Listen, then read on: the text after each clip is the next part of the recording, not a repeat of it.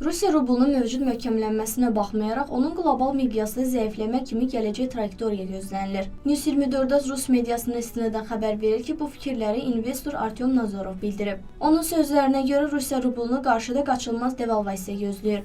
Ekspert izah edib ki, bu Rusiyanın milli valyutasının həddindən artıq möhkəm olmasının Rusiya hakimiyyəti üçün dövlət büdcəsini doldurmaqda əhəmiyyətli çətinliklər yaratması ilə əlaqədardır. Bundan əlavə Rusiya iqtisadiyyatının mövcud strukturu rublun uzun müddətli dövrdə davamlı dəstəklənməsini gözləmək üçün heç bir ciddi əsas vermir. Ekspert həmçinin qeyd edib ki, rublun məzənnəsi hazırda istənilən xarici şoklara qarşı həddindən artıq həssasdır. İnvestor hesab edir ki, yaxın gələcəkdə geosiyasi vəziyyət kəskin pisləşərsə, rublun dəyəri əvvəlcə 80-85-ə, daha sonra isə 90-100-ə qədər kəskin şəkildə düşə bilər. Mütəxəssis bildirib ki, rublun bu dəyərlərə nə vaxt devalvasiya olunacağı yalnız zaman məsələsidir. Rusiya milli valyutası mövcud səviyyədə uzun müddət qalmayacaq.